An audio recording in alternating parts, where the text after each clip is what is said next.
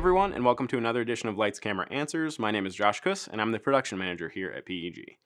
Today we're answering the question, what's all that stuff on your camera? And to show you guys this, we have a really good visual example. So this camera right here is actually the same body as this camera. So you kind of look at this and you're like, oh, that's pretty minimalist. And you look at this and you're like, what's going on there, right? So I'm not going to go into like heavy detail on what each and every one of these things does. Just take my word for it that each thing added to this camera is overall producing value in your shots. It's going to make for an overall better shot and overall better end product, right? So first thing I want to touch on is that even to start with, you can't get any of this stuff on here without a nice cage for your camera. So you'll see that our camera is kind of right here in the center and we have a nice cage around that a lot of this stuff mounts to. And I guess to start with, let's talk about the monitor up top here. So this is a big thing that adds a ton of value for our shooters. So this gives them a lot more real estate when you're talking about this little guy that actually just has this little back LCD. It's just so much smaller. You don't have as much real estate to see that you're clearly in focus. There's also a ton of tools on this that tell you you're exposed correctly and things like that. Its secondary function is that it's a recording deck, and it takes and records to a format that we use much more heavily in post and can use a lot more efficiently in post. So really just makes for a better post-production workflow as well. Flipping around, actually, we'll stay back here, but this is our higher end production battery, and this actually has a much higher capacity than what you can put into the bottom of these guys. So this will let us run for a lot longer without having to swap, and also allows us to power kind of all the other things that are going on here, right?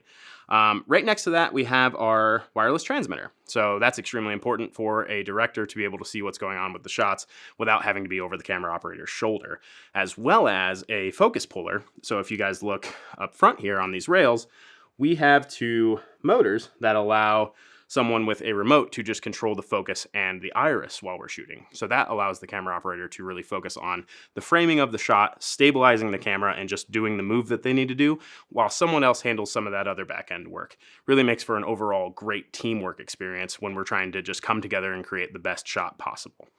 One other thing, kind of when talking about that same vein of thing where the camera operator really needs to keep things steady, having 2 points of contact on the camera is always really, really good for just keeping your shots level and steady. So we have this side handle as well as this top handle for our camera operators to really be able to do what they're trying to do.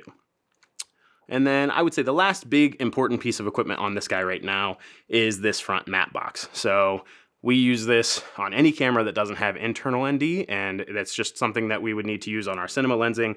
We can adapt it down to any other lensing, and this allows us to shoot outdoors pretty easily and kind of put neutral density up front, or even some kind of cool filters up front if we need to.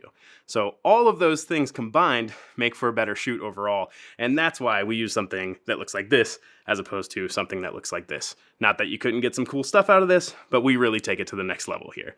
If you guys like content like this and you want to see more of it, check us out at PRITentertainmentGroup.com, as well as over on our socials. Thanks, and I'll see you guys next time.